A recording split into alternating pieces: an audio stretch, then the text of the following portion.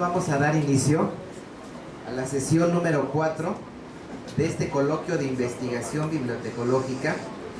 En esta sesión número 4 tenemos la presencia del maestro César Augusto Ramírez Velázquez, la doctora Isabel Villaseñor Rodríguez, la doctora María Idalia García Aguilar y el doctor Emil José Suaide, quien llegará en algunos momentos. Vamos a dar inicio con la presentación de las ponencias. Primeramente tenemos al maestro César Augusto Ramírez Velázquez, quien es maestro en bibliotecología, investigador de este centro y actualmente secretario académico. Asimismo es profesor de nuestro Colegio de Bibliotecología en la Facultad de Filosofía y Letras. El maestro César Augusto Ramírez Velázquez nos va a presentar una ponencia titulada La investigación bibliotecológica sobre comunidades indígenas. Le damos la palabra. Muchas gracias, doctor Juan José. Buenos días a todos, muy amables por estar aquí escuchándonos, muy amables por haber tomado rápido su café, porque creo que esto ya es interesante. Bien, los temas que vamos a tratar yo creo que son interesantes, aunque ustedes ya nos conocen y ya saben más o menos, o más que menos, ¿sí?, qué es lo que tratamos cada uno, ¿no?, y dónde estamos trabajando. Bien, el tema de mi ponencia es la investigación bibliotecológica sobre comunidades indígenas.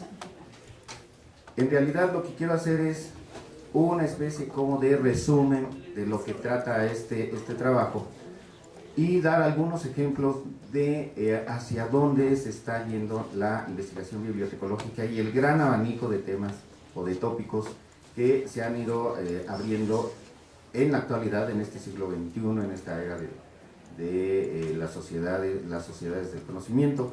Entonces es una especie como de ejemplo de lo que podemos hacer en relación a esta temática. Bien, la investigación bibliotecológica sobre comunidades indígenas es un tema que se ha venido tocando de manera intermitente desde la década de los 90 aquí en el CUIP, ¿sí?, por parte de algunos investigadores que han desarrollado proyectos relacionados con problemas derivados de la carencia de servicios de información, bibliotecarios y de información, infraestructura bibliotecaria, estudios de usuarios y formación de personal idóneo que atienda las bibliotecas, entre otros. Esto se da a partir de la administración de la doctora Elsa Margarita Ramírez Leiva. Bien, la mayor parte de esos trabajos tenía la finalidad de conocer y explicar las características, necesidades y comportamientos de los individuos de las comunidades indígenas en relación al uso de la información y los servicios bibliotecarios, adecuación de la infraestructura de las bibliotecas y especialmente la preparación de individuos de la propia comunidad, principalmente en las actividades primordiales con las que pueden organizar colecciones y dar servicios adecuados a los integrantes de dichas comunidades. En el siglo XXI ya se da una serie de tópicos que se tienen que investigar, es decir, empieza a haber áreas de oportunidad en este sentido.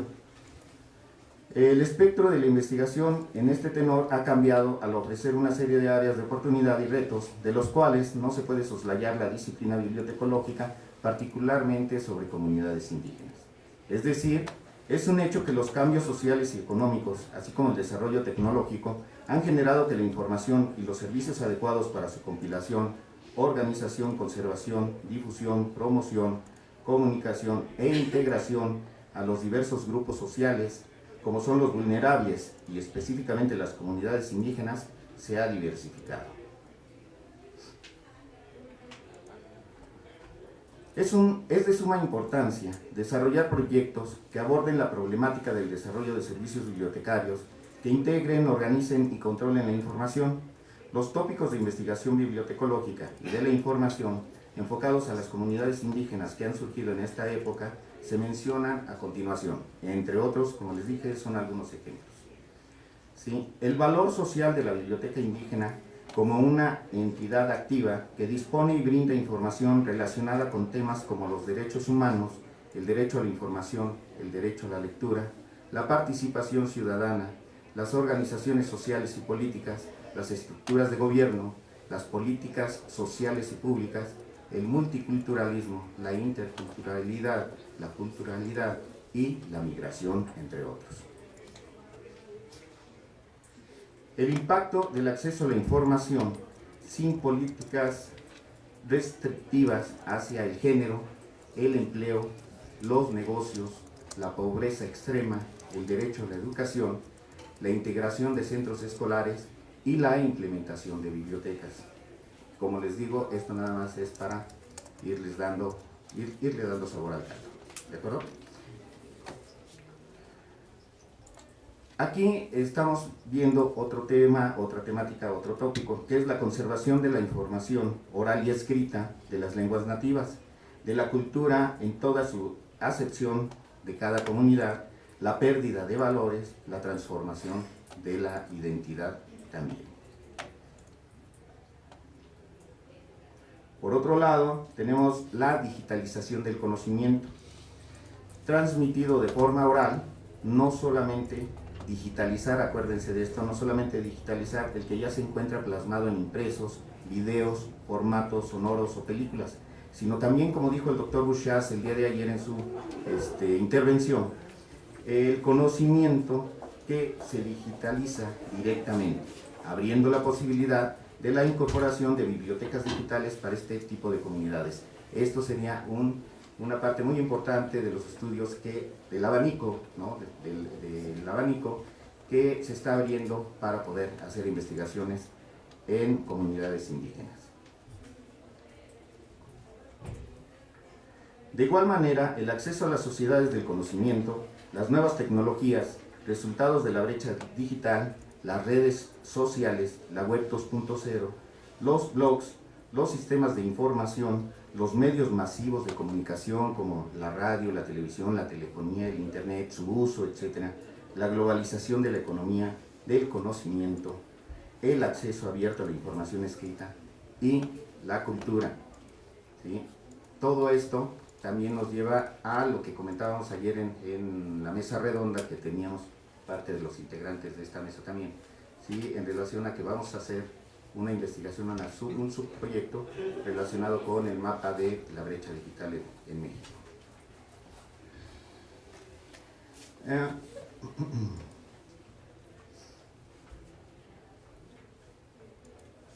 Bien.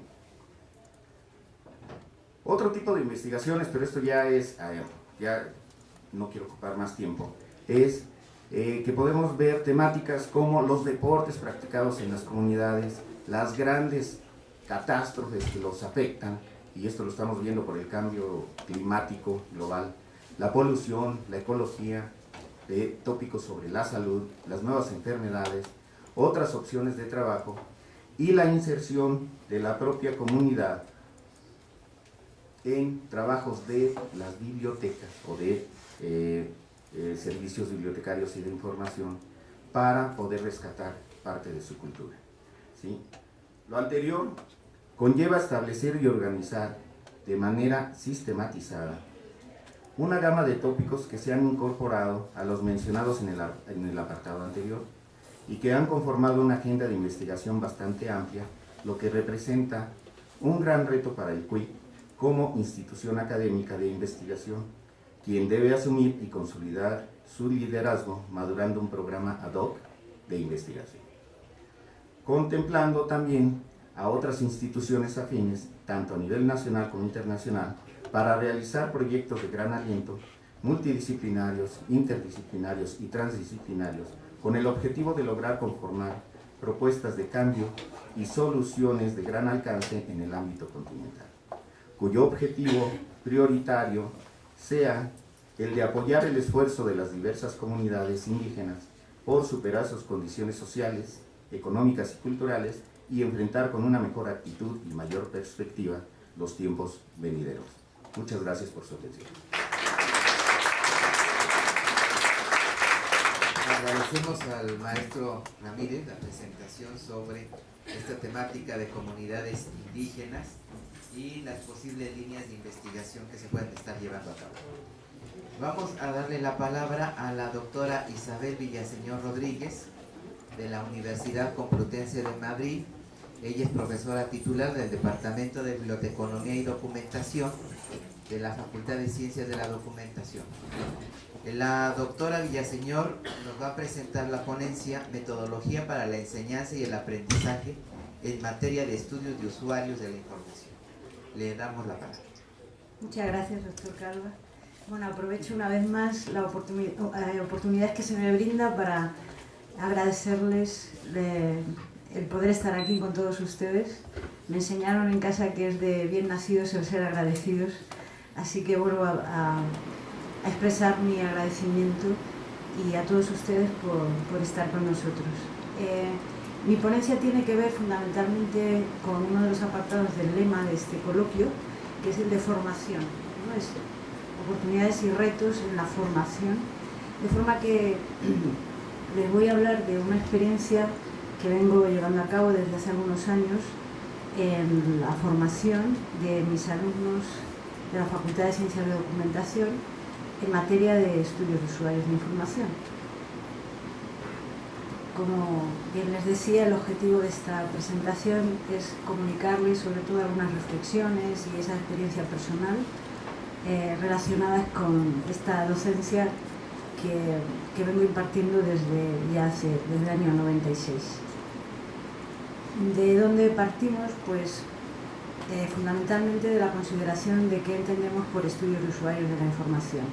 Se trata de una materia que aún está sin desarrollar totalmente, cada vez es cierto que vamos consiguiendo avances y bueno, no hay uniformidad en nuestro campo en cuanto a la definición, el concepto, la terminología y bueno, yo he partido de estas definiciones, vengo haciéndolo desde hace años en esta experiencia docente y que creo que reúne lo que yo considero que son los estudios de usuarios de información. Para mí son, o puedo considerar que son, el conjunto de investigaciones encaminadas a conocer todo lo concerniente al usuario de información. Se trata de una actividad de investigación que mediante la aplicación de distintos métodos, técnicas y herramientas busca ese conocimiento de todo lo relativo a las necesidades informativas del ser humano. Parto de un modelo que desarrolló el doctor Calva hace unos años y que es el que se ha dado a llamar el fenómeno de las necesidades de información, con todos sus componentes, lo que es el surgimiento de la necesidad, el comportamiento informativo de los usuarios en su búsqueda de información, de la información que necesitan, y la satisfacción o insatisfacción de ese usuario en su búsqueda, ¿no? Este fenómeno también, claro, considera asuntos tales como la metodología que se desarrolla para recabar datos a la hora de estudiar a nuestros usuarios, ¿no? Todos los métodos, técnicas, herramientas, así como bueno, algunas consideraciones que tienen que ver sobre todo con lo que es la práctica de llevar a cabo un estudio de usuarios. En cuanto a la enseñanza y el aprendizaje en esta materia, hombre, yo lo considero necesario y tiene su interés por estas múltiples aplicaciones que el desarrollo de este tipo de investigaciones puede aportar a lo que es el progreso de nuestras profesiones, ¿no? Todas las profesiones relacionadas con la bibliotecología y la documentación. El usuario es el centro y la razón de ser de nuestro desarrollo, no solo académico, ¿no?, en la investigación, sino también de nuestro desarrollo profesional, y evidentemente su estudio también es de importancia, ¿no? Y bueno, es un asunto que tiene interés, como ven, no solo en el ámbito teórico de nuestra disciplina, sino por supuesto en el ámbito práctico de nuestra disciplina.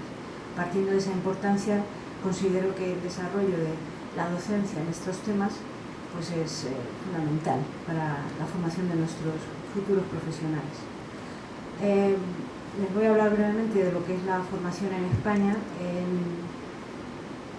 el anterior seminario que se celebró, hispano-mexicano, que se celebró aquí en México en el 2010, presenté un estudio referido a en qué medida se formaba a nuestros futuros profesionales de la información en nuestro país. Lo hice con centros docentes de carácter público y hice un estudio de identificación y análisis de todas aquellas asignaturas que aparecían en los planes de estudio y que tuvieran que ver con estas materias, ¿no? Estudio de usuarios de información. Para simplemente presentarles una muestra, las conclusiones más destacadas a las que se llegó en su momento fueron estas. Hay tal libertad de acción para con los centros, no hay un criterio común, cada centro organiza sus planes de estudio con las directrices como referencia, pero tienen libertad a la hora de planificar sus planes de estudio, ¿no? de sus currículos, ¿no? Hay tal libertad de acción que eso lleva a una gran variedad respecto a la denominación de asignaturas que tienen que ver con esta materia, a la titulación, a veces se imparten en grado, otras en máster, al curso, unas veces en segundo curso, otras veces en tercero, al número de créditos o de horas asignados para estas asignaturas, al carácter, esto es, si son obligatorias o son optativas, e incluso a los contenidos, en una gran variedad, y bueno, esto a mí me resulta preocupante. Yo les voy a mostrar cuál es mi experiencia, ¿no?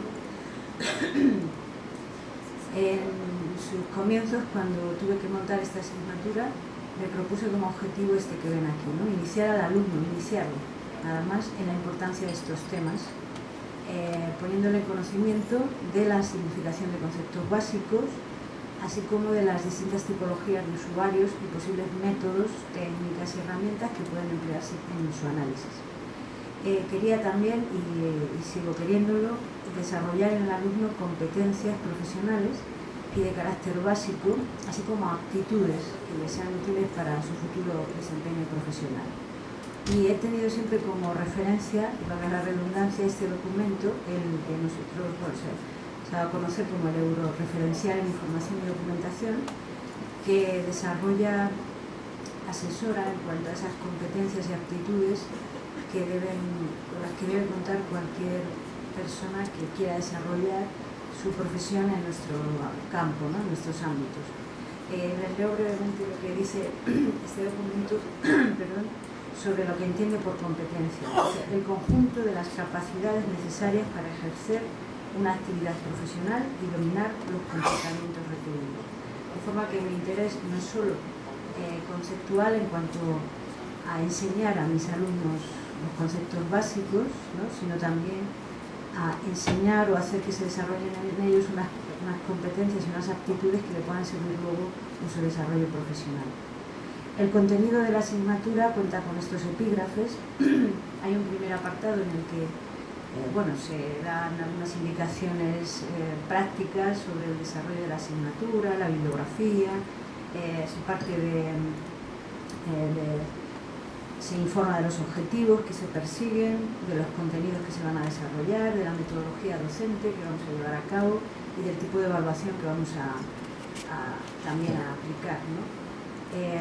Hay un segundo apartado de definición de conceptos básicos, que es el más teórico, que teniendo como referencia bibliografía sobre el tema, pues intentamos llegar a una definición de estudio de usuarios de información a partir de definiciones de usuario, necesidades y tipos de necesidades, deseo, demanda, conducta, hábito, comportamiento, uso, satisfacción y algunos elementos más que forman parte de este fenómeno de las necesidades de información, como les decía.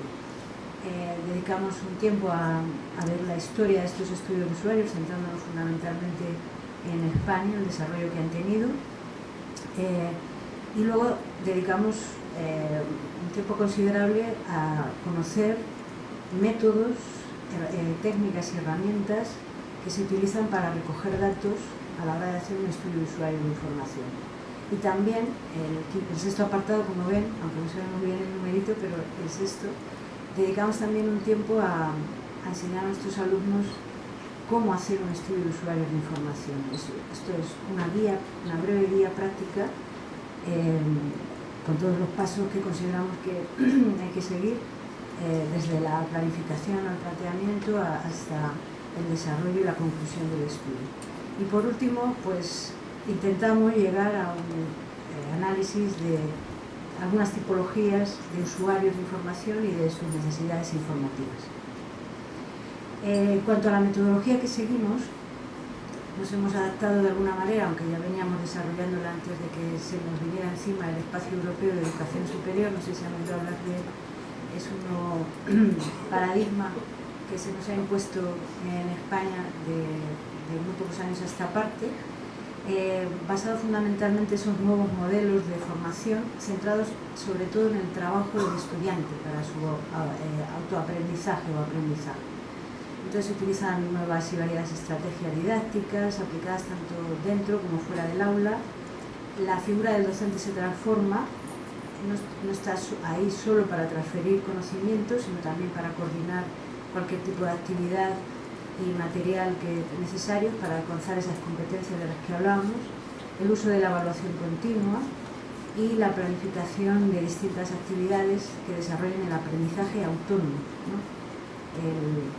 Bueno, nosotros fundamentalmente utilizamos un método mixto desarrollado por dos autoras, no sé si conocen, bueno, ya lo hicieron en el año 91. Ellas hablan de distintos tipos de instrucción y nosotros tomamos un modelo que reúne características de una y de otra, ¿no? La instrucción indirecta, el alumno descubre la información por sí mismo, encontrando así su propio aprendizaje con simulaciones de situaciones reales, por ejemplo, y la instrucción semidirecta, serían las prácticas controladas por el docente, pero con una participación muy activa por parte de los alumnos.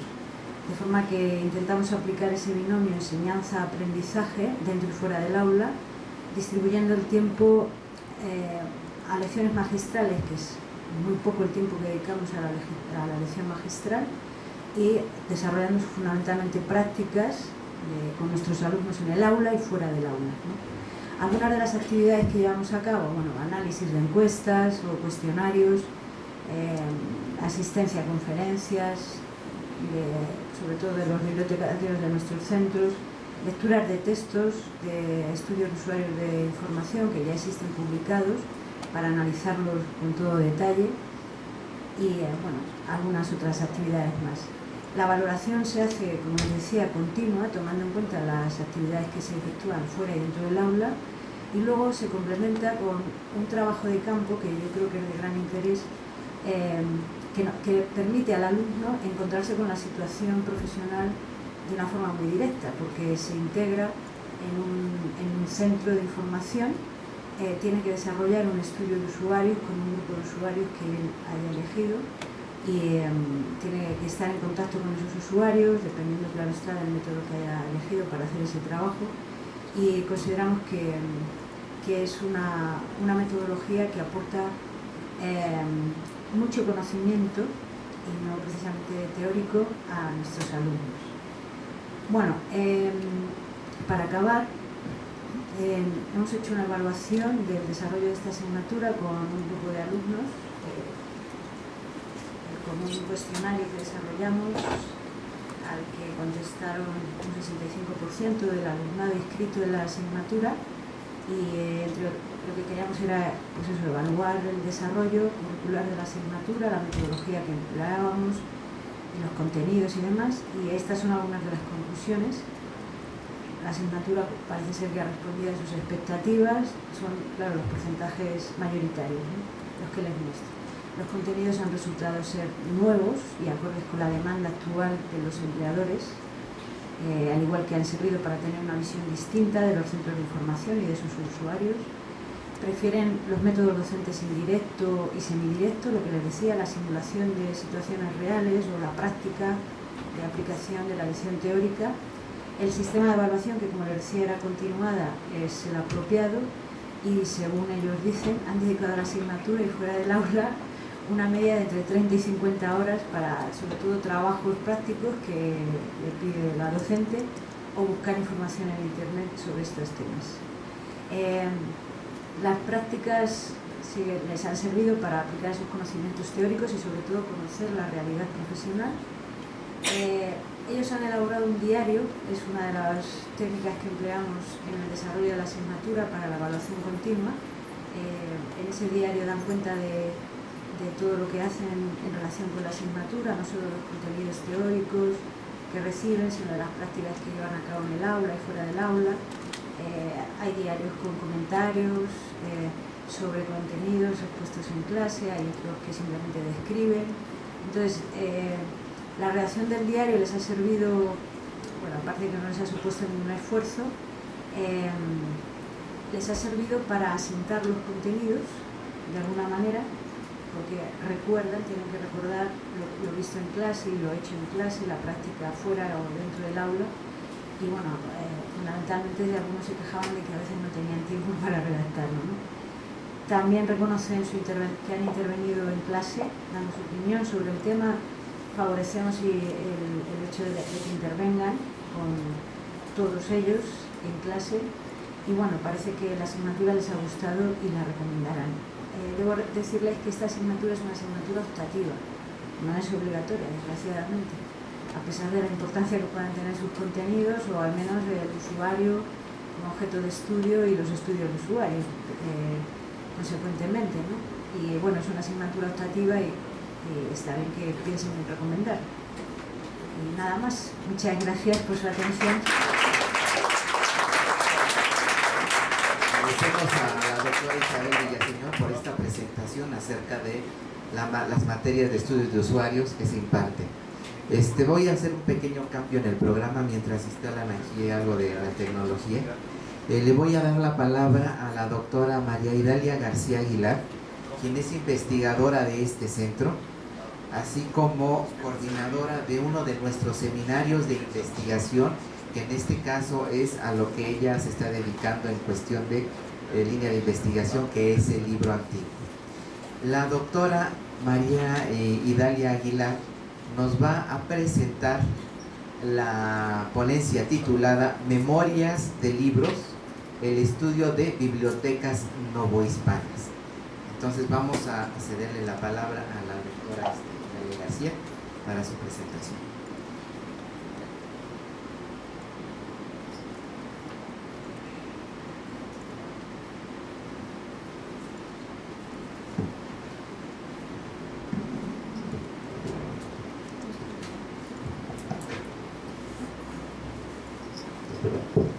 Gracias, buenos días a todos. Antes de iniciar, agradezco a los organizadores de este evento anual, que en esta ocasión conmemora los 30 años de fundación de nuestra independencia universitaria, la aceptación de este trabajo para su presentación entre ustedes. Dicho trabajo forma parte de una investigación titulada Representaciones culturales del impreso, fuentes originales para el conocimiento histórico de libros y bibliotecas en la Nueva España, siglo XVII, siglo XVIII. Gracias al cual me he convertido con alegría en un ratón de archivo. Además, habría que agradecer la coincidencia de la mesa que me permite compartir a la muy guapa e inteligente Isabel. Vamos a empezar. Bien. La historia de las bibliotecas es una línea de investigación que ha ido cobrando relevancia de forma muy gradual en los diferentes países. Sin duda es uno de los temas históricos antiguos, pero también, al igual que otras temáticas vinculadas con la cultura escrita de las sociedades pasadas, se vio igualmente influenciada por las transformaciones de la historia del libro que se dieron a partir de 1958, fecha de publicación de la obra La aparición del libro. En este contexto, que es internacional, el desarrollo de trabajos históricos dedicados a las bibliotecas novohispanas no es ni ha sido abundante. Tal falta de interés ha sido apuntada ya por varias personas, y los trabajos realizados, en su gran mayoría, abordan esta temática de forma mitificada y basados en interpretaciones erróneas. Esto se ha posibilitado por la repetición de lo contenido en fuentes secundarias, que nunca son cuestionadas e incluso verificadas. En cierta manera, consideramos que esta ausencia historiográfica está íntimamente relacionada con la valoración patrimonial que tenemos del legado bibliográfico del periodo colonial, una valoración poco realista con los objetos y con las instituciones que los custodian. Los cambios de perspectiva impulsados por la renovación historiográfica que representaron los anales también posibilitaron el planteamiento de nuevas preguntas y por tanto la recuperación y el aprovechamiento de otras fuentes. Entre ellas se encuentran los denominados inventarios post-mortem, que registran las distintas propiedades de un difunto y entre estas los libros. Es decir, se trata de tan solo una parte del expediente que contiene otro tipo de información más personal, pero que por su secuencia pueden ser estudiados como una serie. Por ejemplo, de dónde es, cuáles son sus padres, si cometieron pecados, profesan su fe, reconocen hijos bastardos, ¿no?, deudas, etc. Por ello, son testimonios muy empleados para el conocimiento histórico de la vida cotidiana, principalmente en España, Francia, Inglaterra e Italia. Este tipo de documentación, sin embargo, se ha empleado escasamente en México y desgraciadamente casi nunca con la finalidad de conocer detalles de la cultura escrita. Como hemos aclarado, en las investigaciones producidas en el país se observa un escaso interés por recuperar fuentes originales. La recuperación y el empleo de tales testimonios nos permitiría acercarnos mejor a un momento cultural emblemático de nuestra historia y que en gran medida nos determinó como sociedad. Es así, aunque la historia oficial nos haya emparentado rápidamente con las grandes culturas mesoamericanas, olvidando esos 300 años de mestizaje colonial. Sin embargo, no en todos los países americanos que fueron territorio de la corona española, los trámites administrativos dieron iguales resultados, pese a que respondían a una misma legislación. Es el caso de México, en donde encontraremos registros de bibliotecas en otro tipo de documentos y no solamente en los inventarios post-mortem. Así, en la búsqueda de tales registros, hemos encontrado un conjunto documental que responde en principio a un trámite ante el Tribunal Supremo de la Inquisición, más que de forma exclusiva a la transmisión patrimonial. Estos expedientes, localizados en el Archivo General de la Nación, poseen una lista exclusiva de los libros que fueron poseídos por una persona, pero no siempre se pueden encontrar completos, ya que debido a los procesos de organización que se realizaron en este archivo durante el siglo XIX, los documentos se han separado o extraviado de forma definitiva. Así, por un lado, podemos encontrar las solicitudes del trámite y, en otro, los registros de los libros. Sin duda, estos son escasos y muy afortunados, ya que lo común es localizar o uno o el otro. Además, debemos considerar que en México la prioridad no ha sido el registro y descripción de la documentación conservada, debido a esa particular apreciación patrimonial que existe de este legado. Por tal situación, la identificación y localización de los testimonios es una tarea cargada de complicaciones y a la que se le debe invertir un considerable tiempo. Como decimos, es lenta pero no imposible.